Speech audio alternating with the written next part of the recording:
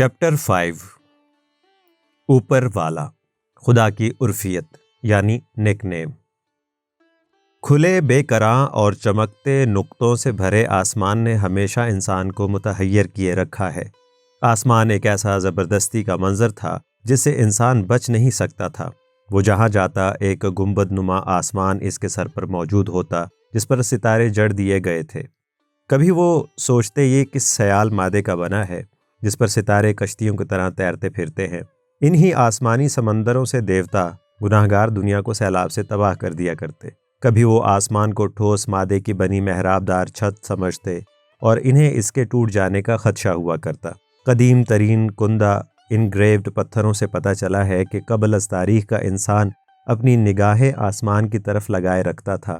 Science کے علماء کا کہنا ہے کہ قبل از تاریخ کے زمانے سے انسانی فکر میں آسمان نے دوہرا تاثر چھوڑا۔ ایک طرف فطرت کے غیر متبدل ضوابط جیسے گردش صبح و شام، موسموں کا پھیر اور چاند کے گھٹنے بڑھنے کو سمجھنے کی کوشش کرنا، اور دوسری طرف خود کو آسمانوں پر لے جانے کی خواہش کرنا جو اس کے لیے ناقابل رسائی تھی۔ اس پرتحیر آسمان کی وضاحت کے لیے قادر مطلق، پراسرار اور ڈرانے والی ہستیوں کا جنم ہوا۔ 4000 سال قبل از مسیح میں دریائے عرفات کے کنارے رہنے والے بابلیوں نے ستاروں کو 12 جھرمٹوں میں تقسیم کر دیا جنہیں زوڈک سائن کہا جاتا ہے۔ وہ ان ستاروں کی پوزیشن دیکھ کر دیوتاؤں کے ارادوں کا تعین کرتے تھے اور اپنے حکمرانوں کی خیریت کو یقینی بناتے تھے۔ یہیں سے آسمان کے بارے قدیم کتھائیں بنیں۔ انسان آسمان پر جہاں ایک نظم و ضبط دیکھتا، وہاں کبھی کبھی وہ شدید بے نظمی اور غیر معمولی حرکتوں کا مظاہرہ کرنے لگتا۔ سورج و چاند گرہن، دمدار اور ٹوٹتے ستارے نمودار ہوتے، یا پھر غضبناک آسمان سے گرج چمک، سیلابی بارشیں، پرتشدد آندھیاں اور سمندری طوفان امڑ آتے۔ تصور خدا کی نمو کے لیے آسمان نے بڑا مرکزی کردار ادا کیا جو ہر جگہ موجود، وسیع اور ناقابل رسائی تھا۔ چنانچہ آسمان ہمیشہ سے دیوتاؤں کا مسکن رہا ہے۔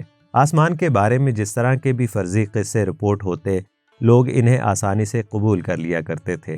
انسان سمجھتا تھا کہ زمین کا نظام آسمان کی بنسبت زیادہ نازک ہے جو آسانی سے خطرے میں پڑ سکتا ہے۔ چنانچہ لوگوں نے ہمیشہ آسمان کی طرف دیکھا، اس لیے کہ ان کی زندگی اور خیریت کا براہ راست انحصار آسمان کے رحم و کرم پر تھا۔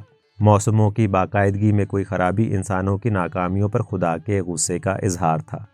دیوتاؤں اور خدا کے تصور کو ذہنوں میں بٹھانے کے لیے مذاہب ہمیشہ آسمان کو مرعوب کرنے کے لیے استعمال کرتے رہے ہیں، کیونکہ لوگ آسمان کے بارے میں معلومات کے لیے صرف اپنی آنکھوں اور ذہانت پر ہی بھروسہ کر سکتے تھے۔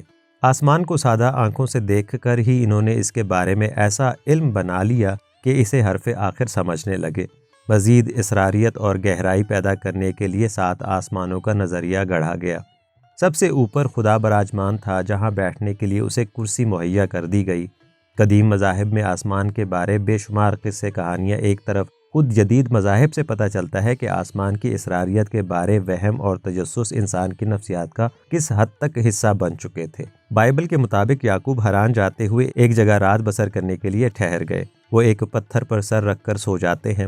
خواب میں کیا دیکھتے ہیں کہ ایک سیڑھی زمین سے آسمان کی طرف جا رہی ہے۔ اس سیڑھی کا اوپر والا سرا آسمان کو پہنچ جاتا ہے جس پر سے فرشتے اتر اور چڑھ رہے تھے۔ اوپر خدا کھڑا تھا۔ اس نے یعقوب کو آواز دی، دیکھو میں خدا ہوں، تمہارے باپ ابراہیم اور اسحاق کا خدا۔ یہ زمین جس پر تم لیٹے ہوئے ہو تمہیں اور تمہاری آنے والی نسلوں کو دے دوں گا۔ اسی طرح یہوہ خدا بادلوں کی اوٹ سے موسیٰ سے باتیں کیا کرتا تھا۔ 6 دن خدا بادلوں میں چھپا رہا اور 7ویں دن اس نے موسیٰ کو آواز دی تھی۔ دیکھا گیا ہے کہ خدا کا اوپر والے کی حیثیت سے تصور تمام مذاہب کے ماننے والوں میں یکساں طور پر پایا جاتا ہے۔ رحمت اور مدد کے لیے دعائیں، ہاتھ اور نگاہیں اوپر کی طرف ہی اٹھائی جاتی ہیں۔ خدا کے اوپر قیام پذیر ہونے کا عقیدہ اتنا راسخ ہے کہ ہر مذہب کے ماننے والا خدا کو بلا تکلف اوپر والا کہہ کر پکارتا ہے۔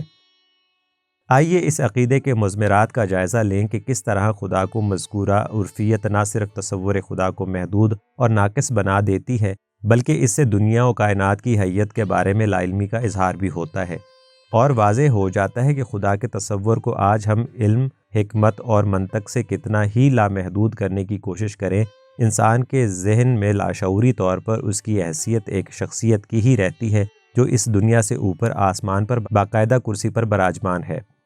سوال پیدا ہوتا ہے کہ خدا آگے پیچھے دائیں بائیں یا نیچے کیوں نہیں ہے؟ چونکہ اوپر سے نیچے کی چیزیں صاف دکھائی دیتی ہیں، لہٰذا انسانی شعور خدا کے لیے موضوع جگہ اوپر کی ہی سمجھتا رہا ہے، جس کے لیے نہ سمجھ میں آنے والا اور ہر جگہ موجود آسمان آئیڈیل جگہ تھی۔ دنیا اور دیگر مخلوقات کے نیچے قرار پانے سے خدا کی عظمت اور برتر حیثیت غیر مشکوک اور پکی بھی ہو جاتی ہے۔ خدا کو اوپر اور خود کو نیچے سمجھنا قدیم زمانے کے انسان کی مجبوری تھی کہ وہ اس زمین اور کائنات کی حیت سے بے خبر تھا، لیکن آج ہم جانتے ہیں کہ اولاً یہ زمین گول ہے، اس کے کسی بھی مقام کو اوپر یا نیچے نہیں کہا جا سکتا۔ ہر شخص کے اوپر کی سمت اپنے جائے مقام کے لحاظ سے الگ الگ ہے، نیچے والوں کا اوپر کسی اور طرف ہے اور اوپر والوں کا اوپر کسی اور سمت ہے۔ زمین کی گولائی اور کشش ثقل کی وجہ سے ہر کوئی ایک ہی وقت میں نیچے والا بھی ہے اور اوپر والا بھی۔ اس گول زمین پر جو کوئی بھی جس حصے میں رہتا ہے خود کو اوپر سمجھتا ہے اور آسمان کو اپنے اوپر پاتا ہے۔ زمین کے ہر طرف آسمان ہے اور ہر ایک کا اوپر دوسرے کے حوالے سے نیچے ہے۔ سوال پیدا ہوتا ہے کہ خدا کون سے والے اوپر رہتا ہے؟ دوسرے زمین کو نیچے اور آسمان کو اوپر سمجھنا ہزاروں سال پہلے والے انسان کے لیے مناسب تھا۔ آج ہم جانتے ہیں کہ زمین آسمان کے نیچے ہرگز نہیں ہے، بلکہ یہ بھی دیگر اجرام فلکی کے ہم پلہ اوپر آسمانوں میں محو گردش تیر رہی ہے۔ مثلاً چاند ہمیں اوپر دکھائی دیتا ہے، لیکن جب ہم چاند پر جا کر کھڑے ہوتے ہیں تو زمین ہمیں اوپر دکھائی دے گی۔ کائنات میں اوپر اور نیچے اضافی اصطلاحیں ہیں، وہ اپنا الگ سے مطلق ایبسولوٹ وجود نہیں رکھتی۔ بالفاظ دیگر اس کائنات میں حقیقی صورتحال یہ ہے کہ یہاں پر کوئی بھی مقام نہ اوپر ہے نہ نیچے۔ ایسے میں خدا کے اوپر اور مخلوقات کے نیچے ہونے کا سارا تصور باطل قرار پاتا ہے، اور ایسا کہنا کوتاہ نظری اور لا علمی ہی کا مظہر ہو سکتا ہے۔ خلا میں جانے کا مطلب اوپر جانا نہیں ہوتا، بلکہ زمین کی کشش ثقل کو توڑ کر زمینی فضا کے غلاف سے باہر نکلنا ہوتا ہے۔ اس سے آپ اوپر نہیں جاتے، زمین سے صرف دور ہوتے ہیں، اور یہ عمل کسی بھی سمت سے ہو سکتا ہے۔ کیا خدا کو اوپر کہنے کا مطلب یہ نہیں کہ ہم پتھر کے زمانے کے انسانوں کی طرح آسمان کو اوپر فکس اور زمین کو نیچے ایک چیز سمجھ لیتے ہیں؟ اسی طرح جیسے پہلے زمانے کا انسان آسمان سمجھتا تھا اور جس پر اس نے اپنے عقائد کی بنیاد رکھی تھی، وہ تصور ہی باطل ثابت ہو چکا ہے۔ آج ہم جانتے ہیں کہ آسمان بذات خود کوئی چیز ہے ہی نہیں، وہ تو صرف خلا ہے، اور اجرام فلکی کے بیچ کروڑوں اربوں نوری سالوں کے فاصلے موجود ہیں۔ سات آسمان تو کجا عام معنوں میں کسی ایک آسمان کا بھی کوئی وجود نہیں ہے۔ اس سارے تناظر میں کیا یہ دکھائی نہیں دیتا کہ خدا کو اوپر بٹھانے میں انسان کی اپنی سوچ اور نفسیات کار فرما تھی، اور کائنات کے صرف ناقص علم کے ساتھ ہی مروجہ تصور خدا قائم رہ سکتا ہے؟